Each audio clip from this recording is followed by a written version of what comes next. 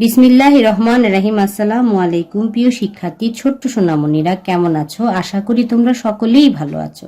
ই-শিক্ষক স্কুলের পক্ষ থেকে তোমাদের সবাইকে জানাচ্ছি শুভেচ্ছা। আজকে আমি তোমাদের গণিত বইয়ের অধ্যায় 7 সাথে কিছু যোগ রয়েছে, সেগুলো সমাধান করব। 5 আর 6। ছোট্ট সোনামণিরা, 5 নম্বরে রয়েছে সুমন 3টি ফুলে লাল এবং 5টি ফুলে হলুদ রং করলো।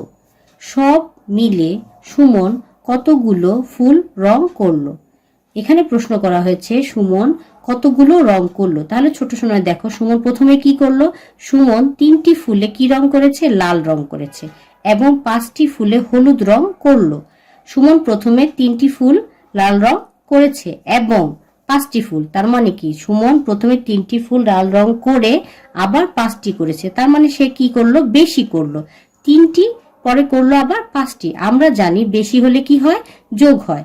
দেখো ছোট্ট সোনামণিরা, সুমন 3টি ফুলে লাল রং করলো, এই 3টি আর এই 5টি ফুলে হলুদ রং করলো। আমরা একত্রে করে এই যোগের সমাধানটি করব। এখন সুমন 3টি ফুলে লাল রং করলো, এই যে 3, এই 3-এর জন্য আমরা এই 3 এখানে লিখলাম, যোগ এই যে 5টি ফুল লাল রং করেছে, এই 5 সমান সমান 5 আর 3 আমরা এখন যোগ করব। যেহেতু আমরা জানি এটা বেশি হয়েছে আর বেশি হলে যোগ হয়, 3-এর জন্য 3টি দাগ টানব। 1 2 3 যোগ 5, 5-এর জন্য 1 2 3 4 5। তাহলে ছোট্ট সোনামণিরা, এখন আমরা এই 3 আর এই 5 যোগ করব। 1 2 3 4 5 6 7 8। তাহলে আমরা কত পেলাম? 3 যোগ 5 সমান সমান আমরা পেলাম 8। তাহলে সুমন 3টি ফুল লাল রং করেছে আর 5টি হলুদ রং করেছে, 3 আর 5 একত্রে করে আমরা 8 পেলাম। তাহলে ছোট সোনামণিরা, আমরা এই যে সুমন সব মিলে সুমন কতগুলো ফুল রং করলো, তাহলে আমরা কি পেলাম? আমরা পেলাম সুমন মোট 8টি ফুলে রং করেছে। এই যে 3 আর 5 যোগ করে আমরা 8 পেলাম। এই 8টি ফুলে সুমন রং করলো। 6 নম্বরে রয়েছে 2টি কার্ডের সংখ্যা যোগফল কত?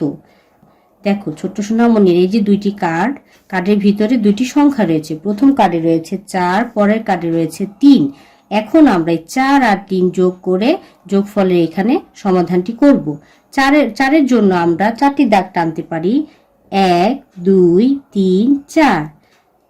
এই 3-এর জন্য 3টি দাগ টানবো, 1 2 3। এখন এই 4 আর 3 একত্রে করে আমাদের কত হয় সেটা বের করি। দাও ছোট সোনামণিরা, 4-এর জন্য 4টি দাগ টানলাম, 3-এর জন্য 3টি। 4 আর 3 যোগ করব, 1 2 3 4 5 6 7। তাহলে 4 আর 3 যোগ করে আমরা কত পেলাম?